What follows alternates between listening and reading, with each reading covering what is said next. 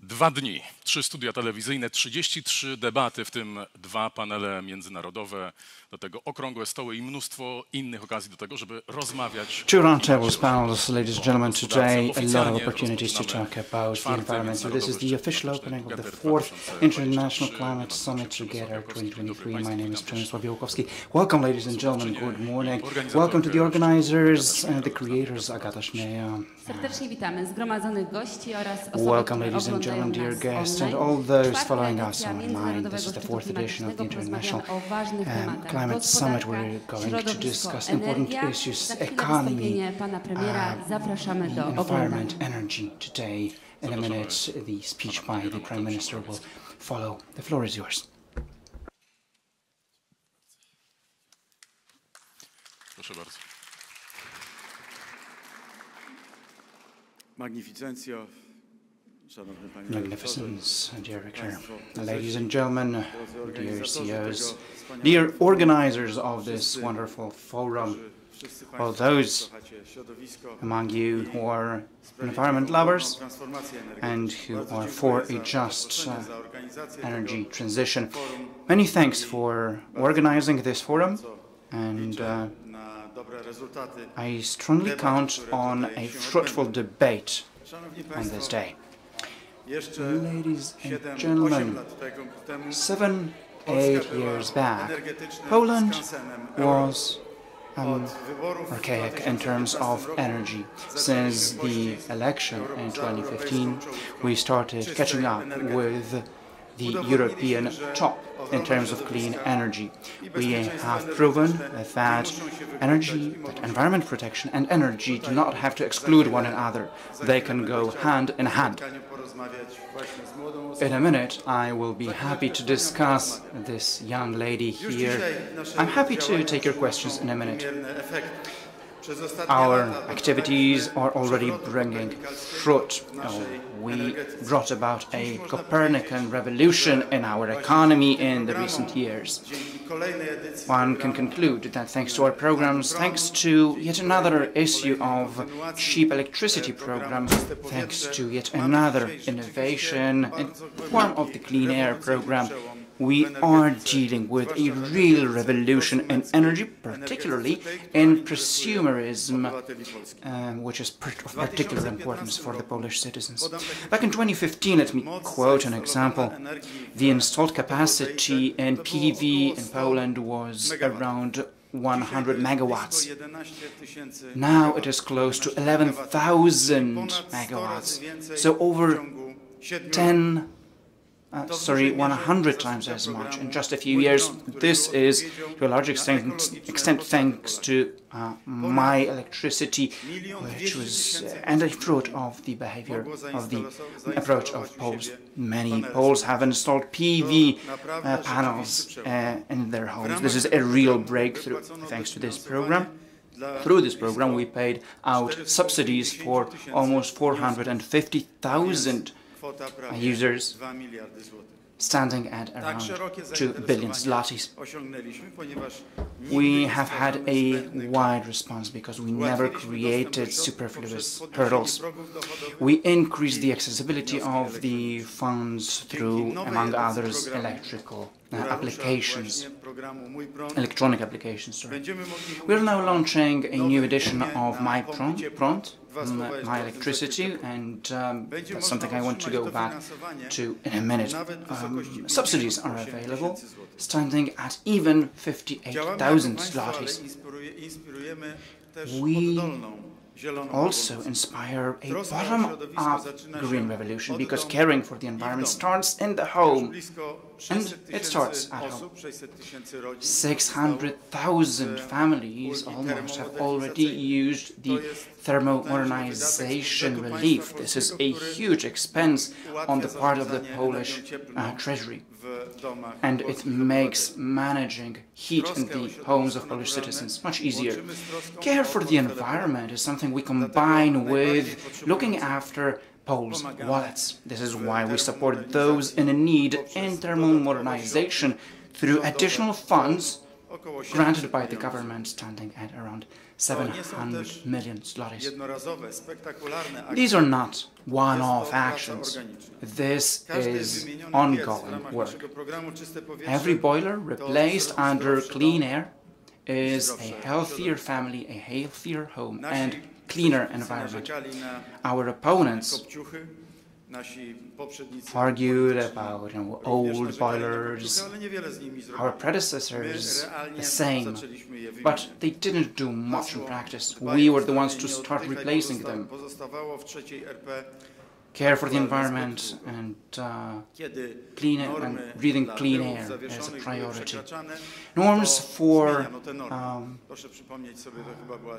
PMs were exceeded, I think, back in 2013 and 2014. The concentration of PMs in the air was too high, and then the limits were increased. We, instead of modifying norms, prefer to limit the pollution in the air. Under clean air, 950,000 applications were filed, worth 12 billion zlotys, thanks to new conditions for heat modernization, thermal modernization. Even 136,000 zlotys are available at each application. We have a comprehensive approach. We have a special program, warm apartments for homeowners, which help them install modern heat sources. Subsidies worth 39,000 zlotys are available alongside that. Energy efficiency is not just a slogan. The example of Skawina community shows that we can limit demand for heat by 40 up to 50%. A lot remains to be done, but we do not rest on our laurels. We have achieved a lot thanks to collaboration with local authorities, and I would like to thank them strongly from the bottom of my heart at this point, because it's thanks to that good cooperation between the government and the local authorities did we manage to achieve this breakthrough in energy and heat and prosumerism. Now, a few words addressed to entrepreneurs. Ladies and gentlemen, the war has impacted your budgets strongly because the war crisis is also an energy crisis. At the same time, it means increased bills, and ETS, that is the climate policy of the EU, strengthens that hike in prices of electricity. This is why we opened a protective umbrella for entrepreneurs. For small and medium entrepreneurs, we proposed to freeze energy prices at below 800 zlotys per megawatt hour. When we proposed that, it was even up to 70% lower than what was offered by suppliers in the exchange, that is the market price. We introduced the maximum price of electricity, and this is a solution that has been used by 99% of all existing economic operators in Poland. All these tasks have not been slowed down by the pandemic crisis or even the war on Ukraine. We are not slowing down in this green transition. We are strengthening it by adding a fourth pillar, that is energy sovereignty. We are making the way, paving the way to new projects and thanks to new partnerships. At the center of our attention is, as of today, the program to develop nuclear energy. Polski Atom. This means big nuclear units in collaboration with American and Korean partners, and small reactors, SMR, based on our partnership with GE, Hitachi, and two Polish companies, Synthos, Green Energy, and Orlen. When others turn off their nuclear units, I mean some of the EU countries, others develop their nuclear energy programs, and we want one of the latter. We want the best combination, and we want these programs to go hand in hand, and this is why we also back on wind energy, offshore wind energy, and recent legislation is also geared towards the development of onshore wind energy, so that it can develop in such a way that is, with no issues to local dwellers. In 2025, 28 gigawatts of installed green energy capacity is what we're striving for, and in 2050, installed capacity is going to be around 50 gigawatts, or even more. Of course, if we experience another tech breakthrough in terms of energy storage, then this drive towards green energy can even accelerate. We are implementing our plan. That is, our energy is going to be based above all on prosumer energy, green energy, plus nuclear energy sources. Until that point, we need to keep our stable energy sources, energy that is provided by coal and gas, which is the case, by the way, in other parts of Europe, particularly there where nuclear energy is not available, or to a limited extent. Now, ladies and gentlemen, let me say a few words about just transition, or the justice of the transition process. This justice has to include the starting point, the energy mix, the energy balance of the given country. Whoever deals with the environment or politics, please note that I have different reference points, and I do bear in mind that it's not so easy to say that we have to close down all coal mines overnight. That's not the way to go, or just scrap nuclear energy, like some are suggesting, or buy cheap gas from Russia, which is the way some European states have been going, at least pre-war.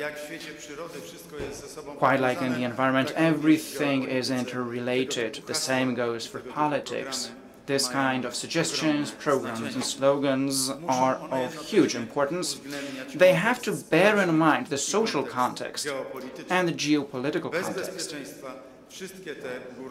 Without security, all these high ideals remain void suggestions. Transition can only be just when it includes the needs of the citizens. Wrapping up, ladies and gentlemen, let me summarize. We are banking on safe energy sources, an energy system, energy grid that is cheap, green, and at the same time, one that leads us in turbulent times to a situation in which we can offer to our citizens and SMEs the right kinds of programs to mitigate the results, the outcomes of the crisis. We need a sovereign energy system that uses the most cutting-edge technology, and at the same time, it includes the social needs. This is the basis of our train of thought and our energy mix. We are based on 4 pillars of energy policy. Transition for the people instead of people for energy transition. Looking at the public debate, economics debate, energy debates, focused on energy transition, I get the impression, I have to say this quite openly, that some see people as subservient to transition, that the society has to be subservient to energy transition. This is not what we want and what we're going for. We assume that all kinds of change, however radical, however swift, And it has to include the social need. Point 2 is zero emission character of our energy system, a zero emission energy system based on renewable energy sources and nuclear power. This is what we are going for starting from 2040 around, so in just 18, 19 years. The full goal can only probably be reached around 2050, but in 2040 we assume that 75% of energy will be sourced from nuclear, from atom and renewables. This ongoing organic work is the direction we want to go in terms of the ongoing improvement of air quality, so improved air that we breathe, and all that is important, so important for every Pole. And last but not least, energy security as a foundation for a safe and green future. Energy security has to be a pillar of our economic and social policy. Ladies and gentlemen, at the center, at the core of every political approach, people have to be there, and not abstract ideas. The people and their needs, those who are only to be born thinking about their needs and interests. We are fighting for a better quality of air and water for all Poles already today. So we're doing our best, ladies and gentlemen, for our children and grandchildren to inherit the best possible world. This is why our program for the improvement of air quality and a program geared towards our energy system to be based on green energy to a large extent and stable energy sources.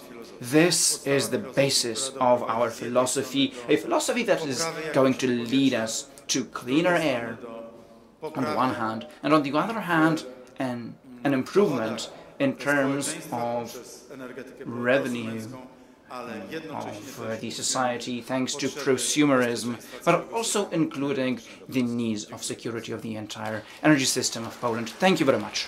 Bardzo dziękujemy. Thank you very much. That was Prime Minister Morawiecki about Clean Air Program, but also about energy transition, green just transition, as we have just heard.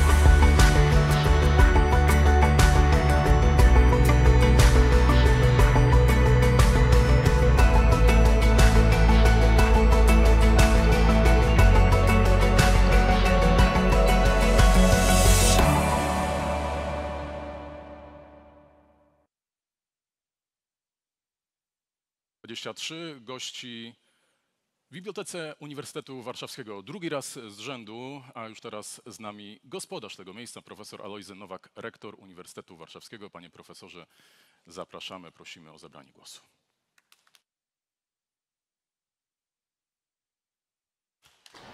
Bardzo proszę.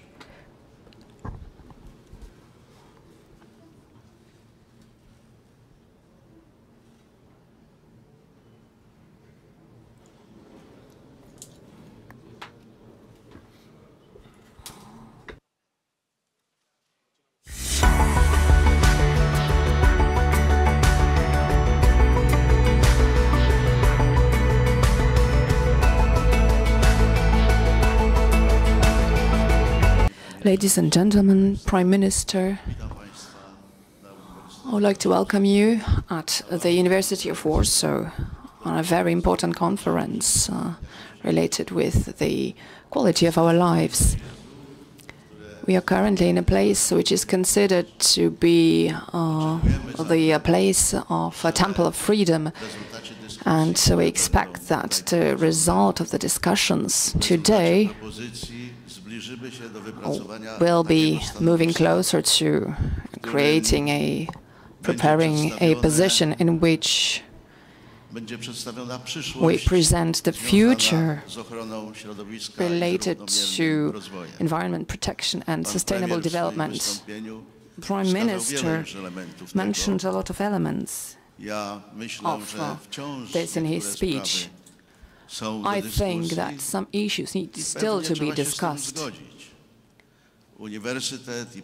And the university and other Polish universities are the places where we work on the concepts of economic development, social development, and political development. This conference today fits very well into what we discuss at the university for a few years already. We create a similar program, though smaller, with the name Intelligent Green University of Warsaw.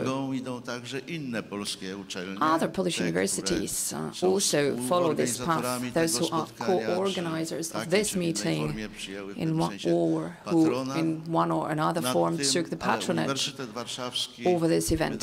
But the University of Warsaw, in the discussions of security, standards of life, the quality of life, University of Warsaw is a leader in this area. The medical department that we are creating and that will start functioning from the 1st of October this year will be one of such elements, which with the cooperation with the whole academic community in Warsaw, but also elsewhere, will be a part and element related with our future.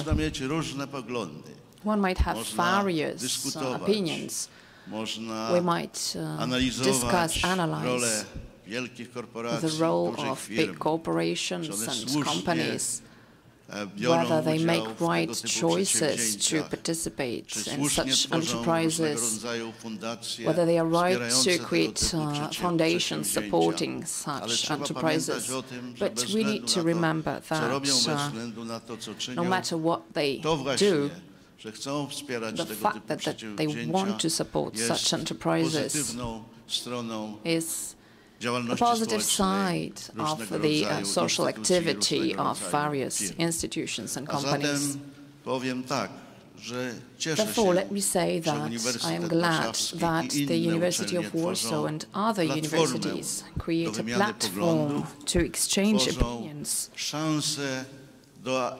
create an opportunity for discussion, not only for academic professors, but also students, PhD students, because the future will be connected, will concern them. So it's good that they have the right to speak. Sometimes we might disagree with their opinions, but this is what dialogue is about.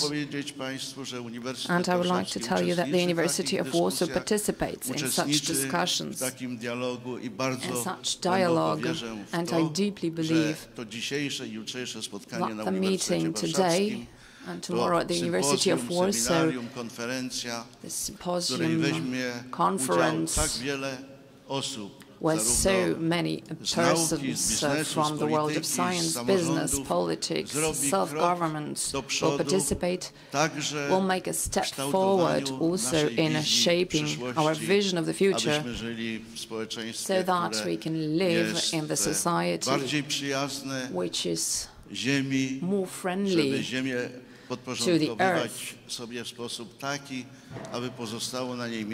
that we shape the earth in a way that we maintain the space in the future. Thank you very much, Prime Minister, for opening the conference.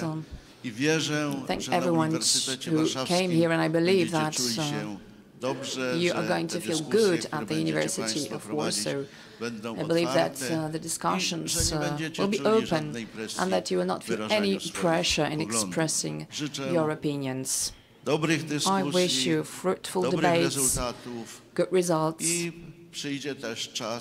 and there will be time to put those results into life. Thank you very much, and welcome once again at the University of Warsaw.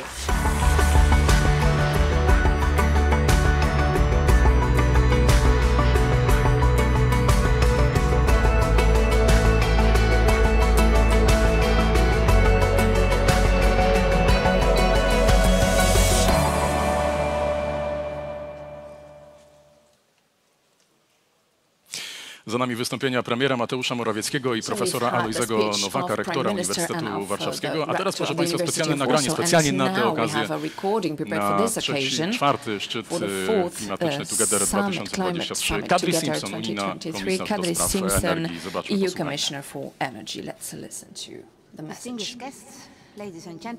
Szanowni goście, szanowni państwo, cieszę się, że mogę wziąć udział w czwartej edycji szczytu klimatycznego TOGETAIR.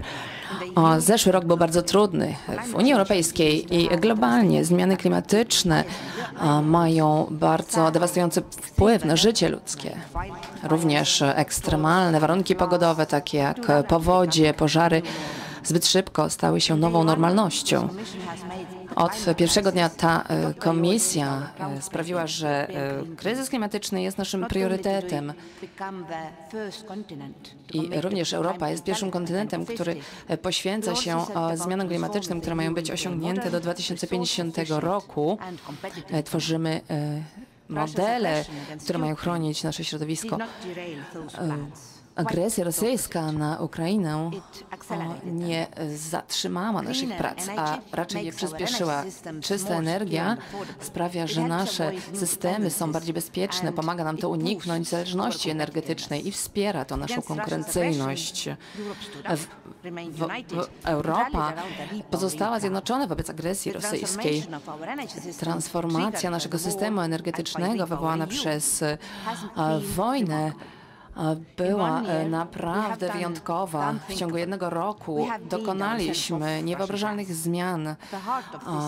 Stworzyliśmy niezależność od gazu rosyjskiego i zwiększamy naszą rolę w odnawialnych źródłach energii. Emisje CO2 w Europie spadły o 2,5%. Rozwijamy energię słoneczną. Stworzyliśmy 41 gigawatów nowej zainstalowanej energii i 39% naszej elektryczności pochodzi ze źródeł odnawialnych. Przewodzimy zmianom wśród milionów Europejczyków, którzy zainstalowali panele słoneczne na swoich dachach. To również ma miejsce w Polsce, gdzie od 2022 roku udział energii odnawialnej podwoił się. Podobnie jest to jeden z najszybciej rozwijających się rynków w energii pod względem pomp ciepła.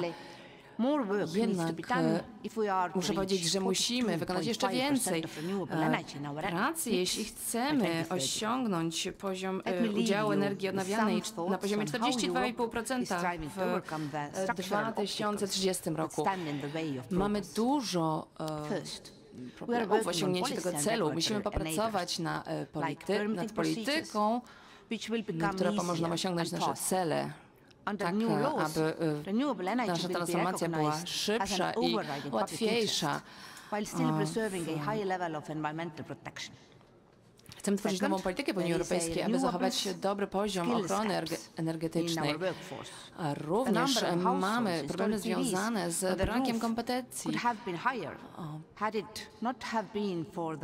Moglibyśmy rozwijać się lepiej, gdybyśmy nie czekali tak długo. To było związane z niewystarczającą ilością osób, które mogą zainstalować instalacje odnawialnej energii. Będziemy wspierać umiejętności i kwalifikacje. Po drugie, potrzebujemy również nowych inwestycji, aby tworzyć lepsze warunki dla inwestycji w odnawialne źródła energii. Jednocześnie opublikowaliśmy plany, które wspierają inwestycje w sektorze prywatnym w zrównoważonej produkcji wodoru. Tworzymy również nowy fundusz suwerenności w Unii Europejskiej, który będzie wspierał nowe technologie w ramach zielonej energii. Również chcemy wspierać wysiłki tworzenia nowych technologii odnawialnej energii w Europie. w momencie, gdy zwiększa się produkcja energii odnawialnej, to nadal pozostaje krytyczna rola surowców, które są potrzebne do tworzenia tych technologii. A często importujemy je spoza Unii Europejskiej, ale chcemy sprawiać również, że nasze źródła będą zdywersyfikowane. Szanowni Państwo, cele dekarbonizacji Europy i nasze wyzwania bezpieczeństwa energetycznego są naszym wspólnym problemem i nadal będziemy poświęcać całą naszą energię w upewnienie się, że rewolucja energetyczna w Europie będzie postępowała naprawdę szybko i sprawnie. Bardzo dziękuję za Waszą uwagę i życzę owocnej konferencji. Kadri Simson, EU Commissioner for Energy, and now we have 33 panels ahead of us, roundtables and international debates about economy and environment and energy. The first debate that we are starting in a minute will be International Panel Economy of New Energy, Challenges and Costs of Energy Independence of Poland and Europe. I would like to invite for this debate on behalf of Jakub Wiech and panelists and participants after a short introduction speech.